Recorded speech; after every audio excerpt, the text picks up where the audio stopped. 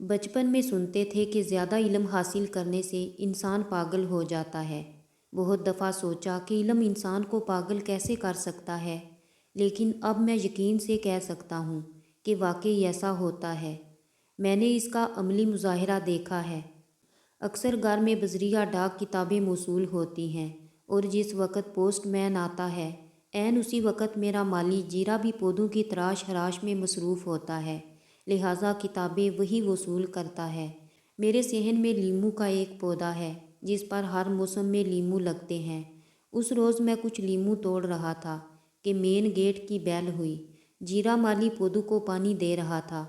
उसने पानी का नल बंद किया और गेट से बाहर चला गया। थोड़ी देर बाद वो वापस आया तो उसके हाथ में एक बंडल था जिसकी पैकिंग बता रही थी कि अंदर किताबें हैं।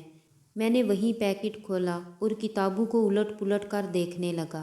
जीरा माली मेरे करीब हुआ और आहिस्ता से बोला, साहिब, ज़्यादा किताबें पढ़ने से इल्म की ताप चढ़ जाती है। मैंने चौंक कर उसकी तरफ देखा और मुस्कुराया। ये सब ख्याली बातें हैं चाचा, इल्म की वजह से ऐसा नहीं होता। ये सुनते ही जीरे माली ने कंधे पर पड़ा अपना कपड़ा उतार कर पसीना पूंछा और गौर से मेरी तरफ देखा। साहिब जी, हमारे गांव में एक ऐसा बंदा मौजूद है। मेरे कान खड़े हो गए। कौन है वो? जीरे माली ने दांत निकाले। मास्टर गाँव गाँव।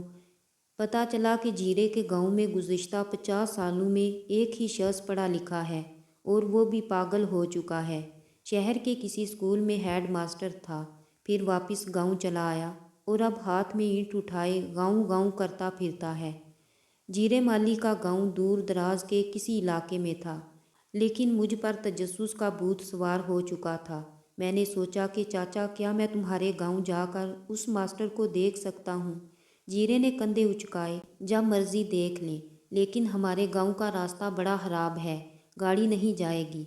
मैं जल्दी से बोला, ट्रेन या बस तो जाती होगी। उसने इस बात में सर हिलाया। सिर्फ बस जाती है, लेकिन 2 बसें बदलना पड़ती हैं। मैंने जीरे से उसके गांव का एड्रेस लिया, हवाले के लिए एक नाम मालूम किया और हफ्ता की रात रवाना हो गया।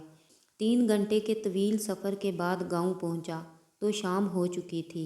रास्ता वाकई खराब था। पूरा अंजर पंजर हिल गया। सेहत थकन हो रही थी, लिहाजा गांव में दाखिल होते ही चाचे जीरे के बताए हुए बंदे का पूछा और वहां पहुंच गया। ये बंदा चाचे जीरे का बेहनोई नहला था और गांव में काफ़ी असरो सूह रखता था। बड़ी मोहब्बत से मिला और बैठक में खास तौर पर मेरे लिए बिस्तर लगवाया। रात के खाने में उससे गुफ्तगू हुई तो मैंने जानबूझकर मास्टर गाँव गाँव का जिक्र छेड़ दिया। नहले ने कहका लगाया, वो तो जी पागल है, ईंट दे मारेगा। मैंने लस्सी का एक घूंट भरा। क्या वो किसी को भी देखते ही ईंट मार देता है? नहले ने नफ़ी में सर हिलाया। नहीं, वैसे तो बातें करते रहें तो लगता ही नहीं कि पागल है, लेकिन बहस थोड़ी लंबी हो जाए तो अचानक ईंट उठा लेता है। मैंने सर खुजाया। अगर वाकई ऐसा था तो मास्टर गाँव गाँव से मिलना बहुत ज़रूरी था। मैं जानना चाहता था कि इल्म ने उसे कैसे पागल किया। नहले से तय पाया कि सुबह वो गांव वालों के साथ मुझे मास्टर से मिलवाने ले जाएगा। अगले दिन नाश्ते के बाद सारे गांव वाले इकट्ठे हो गए। उनके चेहरों पर ऐसी खुशी थी गोया किसी मेले में जा रहे हों।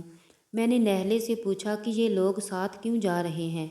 नहले ने कहका लगाया, बस जी, शुगल मेले के शौकीन हैं।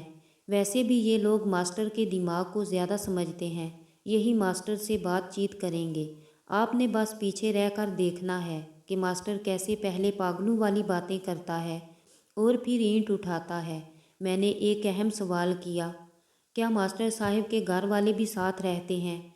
नहला हंस पड़ा। नहीं, वो शहर में है, सिर्फ मास्टर ही तमाशा लगाने के लिए यहाँ रह गया है। 10 मिनट बाद हम सब मास्टर गाँव गाँव के रिहाइश गाह के करीब पहुँच गए। उनके घर के बाहर शीशम का एक दरख्त लगा हुआ था। मैंने दूर से देखा कि घनी छाँव में एक 60-65 साला उम्र रसीदा शख्स कुर्सी पे बैठा ऐनक लगाए कोई किताब पढ़ रहा है। गांव के सब लोगों ने एक दूसरे की तरफ देखा और फिर मुहतात अंदाज में आगे बढ़ने लगे। नहले ने मेरा हाथ पकड़कर वहीं रोक लिया। गांव वाले मास्टर के थोड़ा और पास आ गए। शायद मास्टर को भी लोगों की आमद महसूस हो गई थी। उसने यकदम किताब से नज़रें उठाईं और लोगों की तरफ देखा। कुछ देर तक वो उन्हें घूरता रहा। फिर अचानक उसके लबों पर मुस्कुराहट नमूदार हुई। आओ आओ, क्या पूछने आए हो? मजमे में से एक हट्टा कट्टा नौजवान 2 कदम आगे बढ़ा। मास्टर साहेब, वो पूछना था कि चुड़ैल को कैसे पकड़ा जाए। मास्टर ने कुछ लम्हे बात सुनी, फिर तेवरी चढ़ाई। कौन सी चुड़ैल, कैसी चुड़ैल? कोई चुड़ैल वड़ैल नहीं होती। गांव वालों की दबी दबी हंसी निकल गई।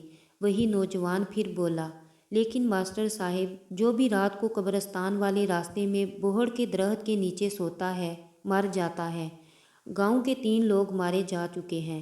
मास्टर ने किताब बंद की और बड़े प्यार से बोला, देखो, ये तो प्राइमरी का बच्चा भी बता सकता है कि दरख्त दिन को ऑक्सीजन और रात को कार्बन डाइऑक्साइड खारिज करते हैं।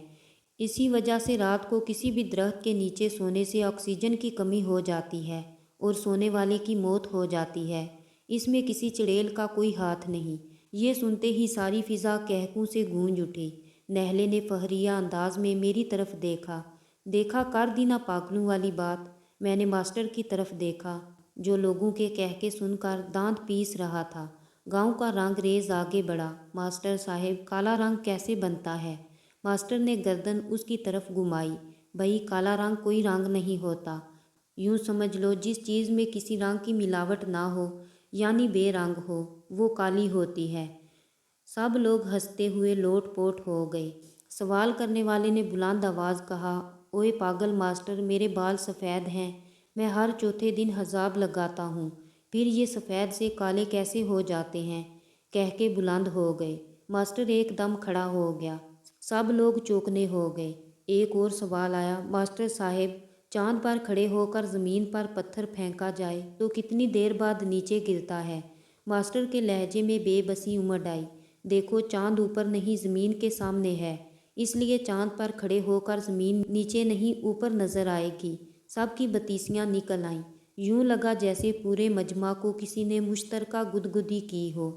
मास्टर के सब्र का पैमाना लबरेज हो गया। देखते ही देखते वो नीचे झुका और तेज़ी से ईंट उठा ली।